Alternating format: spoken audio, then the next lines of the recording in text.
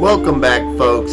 It's your boy, actually Amungus, your coach of the Atlanta Sobbles here, and we have a draft battle video today for y'all from the NPA, the National Pokemon Association. We're coming off of our first win of the season, and I featured in Arts' power ranking video this week, where we talked about a few matches this week, but mine was one of the ones included as like a statement week for the team. So we're definitely in that same mindset as we were when we talked about it in the power rankings video, that this is our chance to prove ourselves as a major contender in the league. I just realized I forgot my opponent's team logo in the video, but I apologize for that.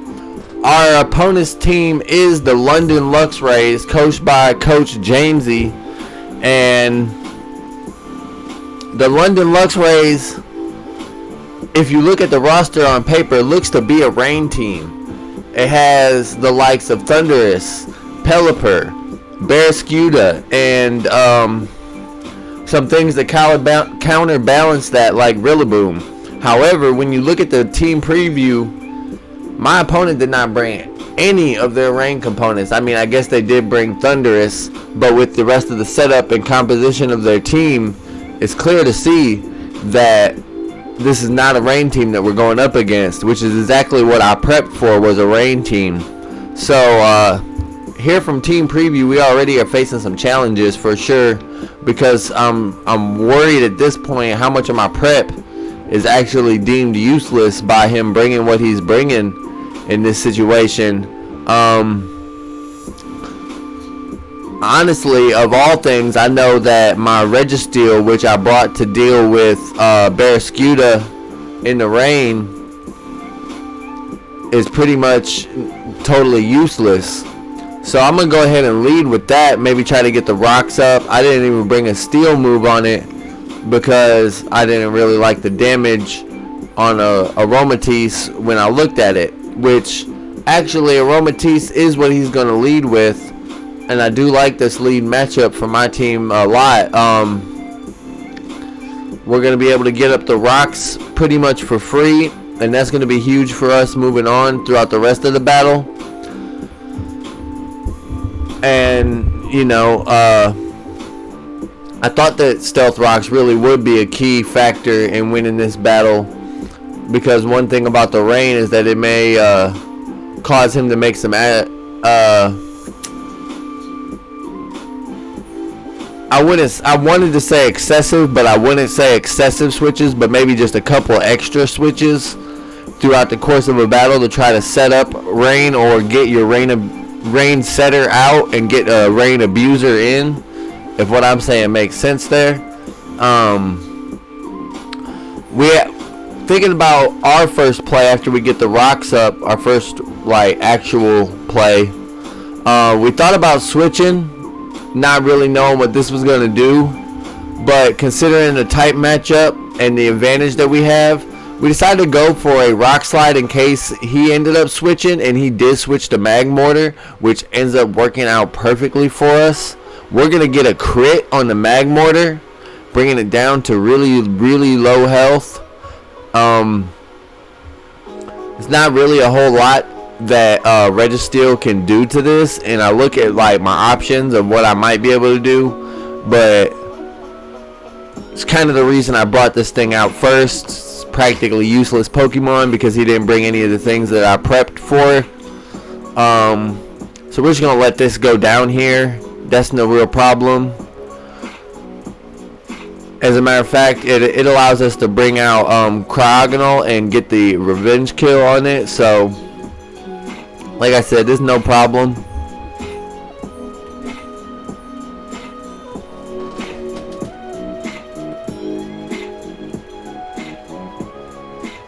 So, on this week's Cryogonal set, our opponent's team has some speed options that we really cannot deal with, namely mostly Barraskewda, but we are faster than a lot of his team. especially NPA and Cryogonal being base 100 plus. There's not a whole lot of that on my opponent's team. Darmanitan's one of the faster Pokemon with a base speed of 95, so you could really even throw Urshifu in that category as well as plus base 95 Pokemon that I can use to outspeed things my opponents are doing.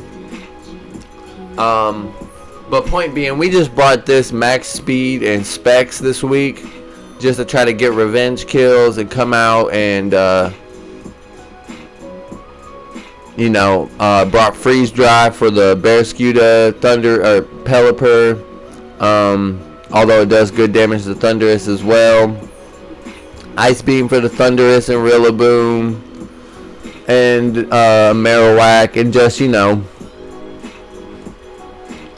put off damage and soften his team up for one of my win conditions. So they're going to go to Aromatisse again here. And we're going to go to Metagross. We're going to go for the Ice Punch. Seeing the Reflect, kind of thinking maybe he's going to go for the Light Screen. And maybe he's going to switch into Marowak and try to take me down that way.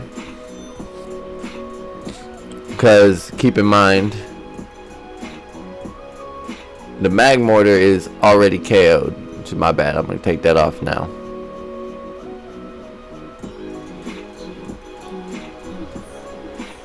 Also, so is the Registeel.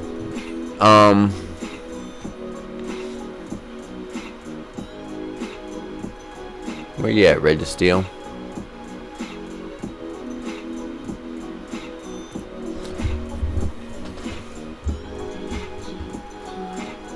So, it does take me a little bit of time to figure out how to break this Aromatisse. Looks like specially defensive Aromatisse with Reflect in order to create like a pseudo mixed wall, which actually works out really great. We're gonna, because we brought this set that we had already used once in the season before as a tech against Sosa and the LA Infernapes. So, considering that my opponent didn't bring Rillaboom, we're just going to go ahead and pull this out. Fire types do resist fairy type moves, so I figured it would be a fairly safe switch, even in the worst case scenario if he did attack, which is, the case that ends up happening. And then we're just going to overheat, considering that my opponent has Reflect up, put some damage off, switch out again, and just try to wear at it whatever ways we can, try to find the right moves to hit it, which of course Specs Flash Cannon from Cryogonal is gonna do a lot, but this thing's really bulky. I've already tried Metagross at it. I've already tried Entei at it. I must say, if you really think about it, if they just changed the colors on Aromatisse, this could be really one of the more terrifying looking Pokemon if it was just different colors. Just look at that thing. What a demon. I guess the same could be said about Shiny Cryogonal though. It's pretty spooky looking itself. Both of these Pokemon are scarier than some ghost types.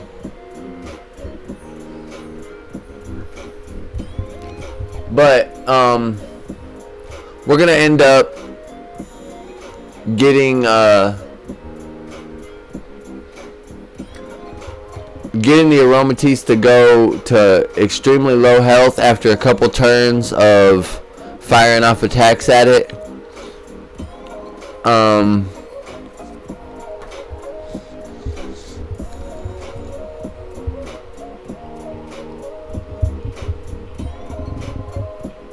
I'm trying to remember exactly what my opponent does next. I don't want to say it wrong, so I'm just going to wait it out. They're going to wish again. Right, I remember what they're going to do. They are going to switch out after this turn and not let the aromatisse go down quite yet. They're going to switch out into their Dragalge, actually.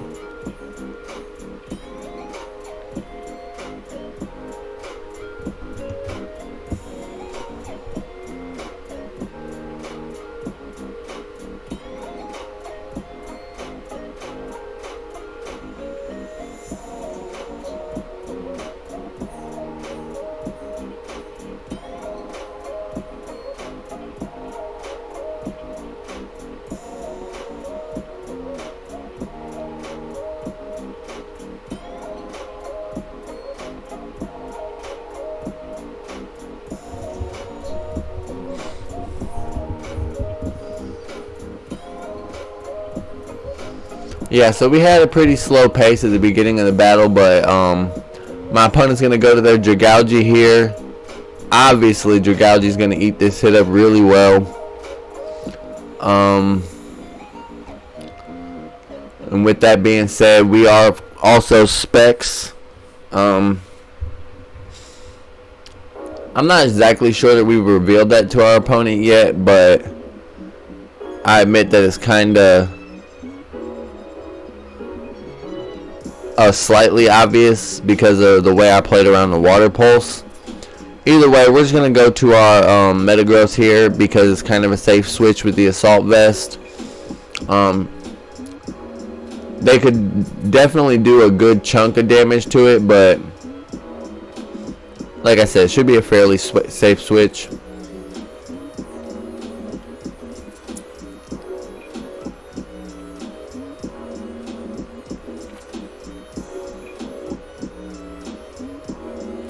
They're going to go for Draco Meteor, which is fine. I mean, like I said, it does pretty good damage. Lowers their special attack and reveals that they're Life Orb. So, we're going to go for the Zen Headbutt here, which is kind of bad because if we'd have known that they were going to go to Marowak, or, well, actually, I remember this turn now. They just go to the Aromatisse, let it go down to the rocks. And so that would have actually been a great opportunity to pull a double switch, but honestly didn't. I predicted them to go to the Marowak. And because they didn't do that, or I could have predicted them to go to the Marowak, but because they didn't do that, I had no target to fire off an attack to. My point that I was trying to get at is that I should have been firing off Ice Beams or Ice Punches instead of Zen Headbutts because both attacks hit Dragalge and only one of those attacks hits Marowak super effective. Anyway, we're just going to go for it because Metagross already out there. Other than Dragalge, they don't really have anything that I need Metagross for. And I have other ways that I can deal with Dragalge, so I definitely did not expect the Dynamax on this turn, but I knew I was probably going to go down to like an Earthquake or something of that effect. In this case, it happened to be Max Flare, which does throw another factor into play of having to play around the sun. There's not a lot of effects on the battlefield, but it could weaken my water pulses and my aqua jets. You know. Things that I had brought expecting to be going up against the sun. Or against the rain and not the sun. Actually ended up turning out to be the other kind of weather that I played against in this battle. But we're going to go for the Ice Beam here. Super effective. Specs. No problem picking up this kill, which is another fairly good performance for Cryogonal. It's been picking up kills in my battles. It's got itself 2 already in this one, and the way that the end of this battle plays out, I'm kind of in a safe position at this point. But I could have done a better job of preserving differential if I would have maybe used this Cryogonal a little bit more. Not so much here though, because obviously Darmanitan resists. I think it is to this point fairly obvious that I'm specs. We're gonna go to NPA here, and that turns out to maybe not have been the best play, but it is also to scout out and see what kind of moveset and item the Darmanitan has, because if it's faster than the NPA, then it must be Scarf. Also, if it doesn't switch to like an Earthquake or something like that, it's probably Scarf as well. And with the damage, you know, there's a slight chance maybe I could live this, but I don't.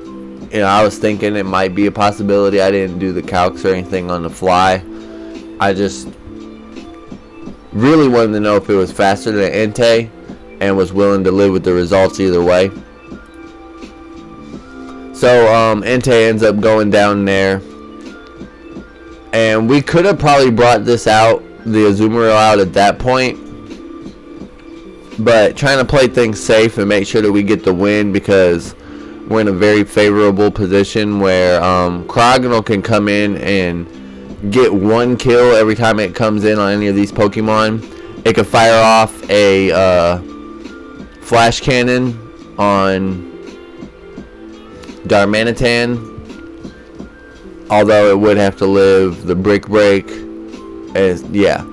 So, and then the other two Pokemon are killed by Ice Beam. Point being, I like my position here, but I also have a Choice Scarf user of my own, seeing that he's Choice Scarf. So we're going to go ahead and bring that out here. They're going to go back to Dragalge, which more or less it does work for me. But like I said, I don't exactly play my end game out as well as I could have. One of the other things I could have done better is not waste this and not Dynamax it here, which is what we're going to do to get off just slightly more damage from the Max Knuckle. It was really not the best of plans. If anything, I could have went for the Max Steel Spike and boosted my defenses for if the Darmanitan came out, but I was probably best off just not Dynamaxing, maybe switching. Well, yeah, maybe switching to Cryogonal, because it take any hit from Dragalge pretty well, and I don't think that they would possibly go for Flamethrower to predict, considering I could also go to a Azumarill. As a matter of fact, Azumarill does seem to be the more likely play that they're predicting me to go for, because they're going to go for a Sludge Wave, and we'll be able to pick up the kill on the second Max Knuckle, which does put us at +2 attack, and that's a good thing. But what's the bad thing is in this Dynamax form, or Gigantamax form, I don't have my speed boost from the Choice Scarf, and so that makes Darmanitan unfortunately faster than me, and it's able to come in and pick up the revenge kill here. So like I said, as far as differential goes, there were some opportunities to play this a little bit better. The one good thing is that the Stealth Rocks that we put up at the beginning of the game did turn out huge. You know, I mean, I haven't even hit this Darmanitan yet, and it's at 50% health. So that's a great thing. As I already mentioned, they're going to pick up the revenge kill here. We knew that was going to happen because of the Choice Scarf. And yeah, that's just something that we're cool with. We got to live with that. Now, however, especially knowing that they're choice locked into Brick Break, we're going to go to our Azumarill. We do kill Thundurus with an Aqua Jet at full. So basically all we got to do is survive this turn and get this belly drum off, and that's basically GG's here. Of course, we also have the Cryogonal in the back, which, especially if we can get rid of this Darmanitan, is not going to have a problem finishing up the rest of the work. But as I already said, we're going to just get the belly drum off, and we're going to try to pick it up that way. Being locked in the brick break, that's obviously not going to do a whole lot to a fairy type. We eat that up very, very well. We get off our belly drum, and a couple of Aqua Jets are going to finish this one off. Your Atlanta Sobble are going to improve to 2 and 3 in the NPA. And next week we got another big battle coming up, because we're going to play against Coach Arts and the Brooklyn Salamence. That's the name of the team that he's using for this league. And yeah, always looking forward to battling Arts. So that's going to be, of course, a classic. We always have some good, highly contested battles. So one more Aqua Jet's going to finish off Jamesy. GG's to the London Luxray. And we're moving on to next week. Make sure y'all come back and check out more of the content. But me, otherwise, I'm heading out. Y'all have a good start of 2021. And for me, that's it. Peace.